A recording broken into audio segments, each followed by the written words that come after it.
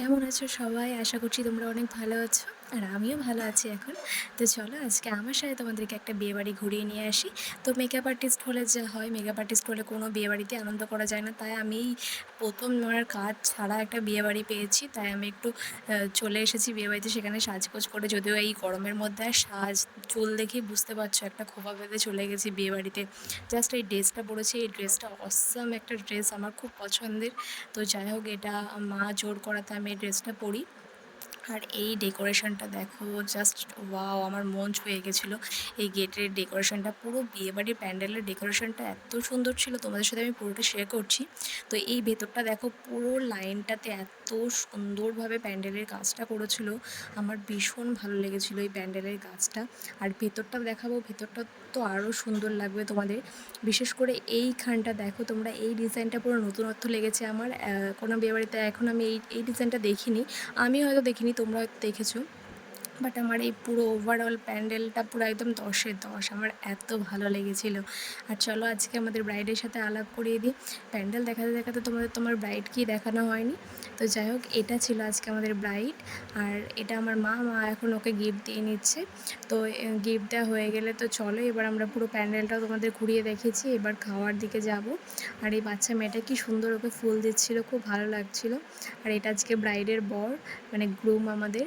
তো যাই হোক, আমরা কফি খেতে চলে এসেছি। কফিটা নুন দিয়ে বানিয়েছিল, তাই আমি এক চুমুক খেয়ে আর খাইনি। নুন দিয়ে কফি কে বানায় ভাই আমি জানি না। তো যাই হোক, এবার আমরা খাওয়ার দিকে চলে যাচ্ছি আস্তে আস্তে। তো রাত্রি হয়ে যাচ্ছে, আমাদের বাড়ি ফিরতে হবে। তো চলো, এদিকে খাওয়ার প্যান্ডেলটাও দেখো কত সুন্দর করে করেছিল, আর অনেক বড় করেছিল খাবার প্যান্ডেলটা। তো তোমরা হয়তো ভাবো যে আমি যেখানেই যাই আমি সমস্ত খাবার তোমাদের সাথে শেয়ার করি। হ্যাঁ, আমি শেয়ার করি, কারণ আমার ভালো লাগে। আমি এত এত বিয়েবাড়িতে যাই, এত জায়গায় আমি সাজানোর পারপাসে বা নিমন্ত্রণের পারপাসে যাই। সত্যি কথা, আমার সব কিছু তোমাদের সাথে শেয়ার করতে ভালো লাগে, তাই আমি তোমাদের সাথে সব কিছু শেয়ার করি। যারা খারাপভাবে নেবে আমার কিছু করার নেই, আর যারা ভালোভাবে নেবে তো ভালোভাবে নেবে। তো যাই হোক, সবার ফার্স্টে চলে এসেছে ডিমের ডেভিল। তো যদিও আমি ফুড ব্লগার না, বাট তাও তোমাদের সাথে খাবারগুলো শেয়ার করছি। এরপর নানপুরি, চানা মশলা, তারপর ফ্রাইড রাইস চলে এসেছে। ফ্রাইড রাইসের পর চিলি চিকেন চলে এসেছে। চিলি চিকেন আসার পর তারপরে দিয়েছিল ভাত, ডাল, তার সাথে পটল চিংড়ি। ভাত, ডাল, পটল চিংড়ির পর তারপর ছিল মাটন, যেটা আমি খাইনি, বাবা নিয়েছিল মাটন। তো এরপর চাটনি, পাঁপড়, লট চমচম, কালাকাঁদ, সমস্ত কিছুই ছিল। খুব ছিমছাম একটা খাবার ছিল, আর আমার ভীষণ ভালো লেগেছিলো। তো অনেক দিন পর আবার একটা বিয়েবাড়িতে আসলাম সবাই মিলে, আমরা সবাই মিলে। তো খুব ভালো লাগলো, একটা সুন্দর সন্ধে কাটালাম সবাই মিলে। আর বিয়েবাড়ির প্যান্ডেল, খাবার দাবার, সমস্ত কিছু ভীষণ ভালো ছিল। আর এদিকে আইসক্রিম চলে এসেছে, বাট আমার গলার অবস্থা খুব একটা ভালো না, তাই আমি আইসক্রিম খাবো না। আমার আইসক্রিমটা আমি বাপিকে দিয়ে দিই, কারণ বাপি আর মা দুজনেই আইসক্রিম খেতে কিন্তু খুব ভালো লাগে। সেটা তোমাদেরকে চলো একবার দেখিয়ে দিই। এই দেখো, এখানে বাপি আর মা দুজন মিলে বসে বসে আইসক্রিম খাচ্ছে আর গল্প করছে।